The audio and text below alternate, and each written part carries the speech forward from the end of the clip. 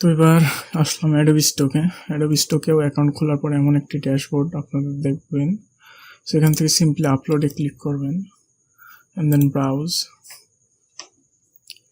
আপনাদের কাঙ্ক্ষিত লোগোটিকে সিলেক্ট করবেন, মানে কাঙ্ক্ষিত ফাইলটিকে সিলেক্ট করার পর এমন লোডিং নেবে। তো আমরা এখান থেকে জাস্ট কালেক্ট করি, যেহেতু অ্যাডোবি স্টকে কিওয়ার্ড কালেক্টের অপশন নেই, যেটা শাটার স্টকে ছিল। তো আমি এই সাইটটা ইউজ করি, imstoker.com। এখান থেকে জাস্ট রিয়েল এস্টেট লিখে দেবো।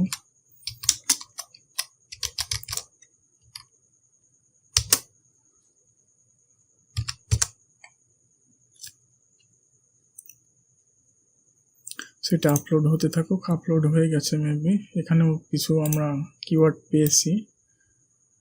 সো বেসিক্যালি উইন্ডো যাই হোক না কেন, কিওয়ার্ড আমরা পেয়েছি। এখান থেকে গ্রাফিক রিসোর্স এটা দিতে পারেন, এটাতে নো ক্লিক করে দেবেন অ্যান্ড দেন এটাতে আমরা লিখে দেব। তো আমরা দেখে দিই রিয়েল এস্টেটের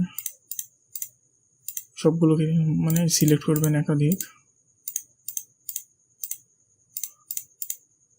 ওকে, তো এখানে হাউস আসছে, রিয়েল আসছে, স্টেট আসছে। এটা 14 বার ইউজ করা হয়েছে। আমি যেগুলো সিলেক্ট করছি home, finance, loan, marriage, investment, property, business, amount, financial. এভাবে আপনারা জাস্ট কিওয়ার্ডগুলোকে জাস্ট করে নেবেন, সিলেক্ট করে নেবেন। আর্কিটেকচার, ফ্যামিলি, অ্যাডভার্টাইজমেন্ট, অ্যারেঞ্জমেন্ট, যাই আসে না কেন। অ্যান্ড দেন আপনি এগুলোকে সিলেক্ট হওয়ার পরে এখানে দেখতে পাচ্ছেন যে কপি টু ক্লিপবোর্ড, এটাতে ক্লিক করে দেবেন।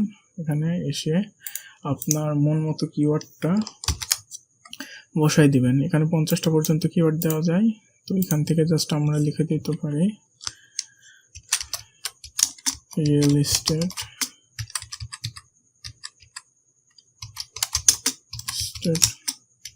লোগো ডিজাইন, বান্ডেল দিতে পারি, অথবা এর আগে মিনিমালিস্ট দিতে পারি,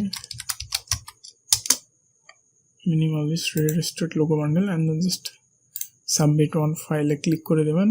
সাবমিট পুরোপুরি হয়ে যাবে। তো এটাও 2 থেকে 3 দিন টাইম নেয় রিভিউয়ের জন্য। ওকে, তারপরে আপনি এখান থেকে জাস্ট নট অ্যাকসেপ্ট বা যদি দেখে থাকেন তাহলে এটা দেখতে পারবেন যে এটা রিজেক্ট হয়েছে। যদি রিজেক্ট না খায় তাহলে মনে করবেন যে এটা আপনার ড্যাশবোর্ডে চলে গেছে।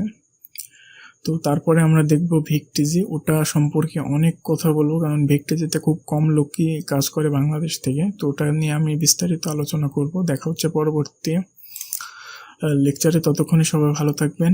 আল্লাহ হাফেজ।